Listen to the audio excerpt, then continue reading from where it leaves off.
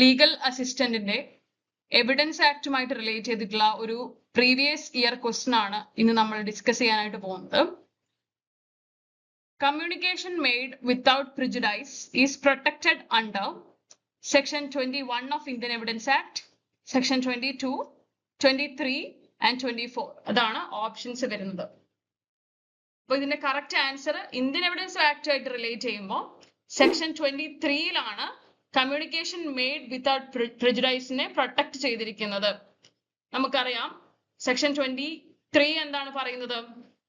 രണ്ട് വ്യക്തികൾ തമ്മിൽ ഒരു സിവിൽ കേസ് നടക്കുമ്പോൾ അത് കോടതിക്ക് പുറത്ത് വെച്ചിട്ട് ഒരു സെറ്റിൽമെന്റ് ചെയ്യാനായിട്ട് അവര് ശ്രമിച്ചേക്കാം.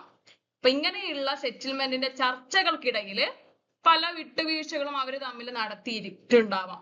അപ്പൊ ഇങ്ങനെയുള്ള ഒത്തുതീർപ്പ് ചർച്ച പരാജയപ്പെടുകയാണെങ്കിൽ ആ ഒരു ചർച്ചയിൽ സംസാരിച്ചിട്ടുള്ള കാര്യങ്ങളോ അല്ലെങ്കിൽ എഴുതിയിട്ടുള്ള കത്തുകൾ, ലെറ്റേഴ്സ് ഉണ്ടാവും അല്ലെ, അങ്ങനെയുള്ള കാര്യങ്ങൾ പിന്നീട് കോടതിയിൽ അവർക്കെതിരെ തന്നെ അഡ്മിഷൻ അല്ലെങ്കിൽ തെളിവായിട്ട് ഉപയോഗിക്കാനായിട്ട് പാടില്ല എന്നാണ് പറയുന്നത്. സോ ഇതിനെയാണ് കമ്മ്യൂണിക്കേഷൻ മെയ്ഡ് വിത്തൗട്ട് പ്രെജുഡൈസ് എന്ന് വിളിക്കുന്നത്. അപ്പൊ പുതിയ നിയമമായിട്ടുള്ള ഭാരതീയ സാക്ഷ്യ അധിനിയമില് ഇതിന്റെ ഒരു പ്രിൻസിപ്പിൾസ് അല്ലെങ്കിൽ നിയമ തത്വത്തിലൊന്നും യാതൊരു വിധത്തിലുള്ള മാറ്റവും വന്നിട്ടില്ല.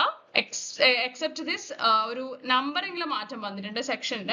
സെക്ഷൻ 21ലാണ് ഈ ഒരു കമ്മ്യൂണിക്കേഷൻ മെയ്ഡ് വിത്തൗട്ട് പ്രെജുഡൈസ് എന്ന് പറയുന്ന പ്രൊവിഷൻ ആഡ് ആക്കിയിട്ടുള്ളത്. സെക്ഷൻ 21ലാണ് BSAയിലുള്ളത് വരുന്നത്.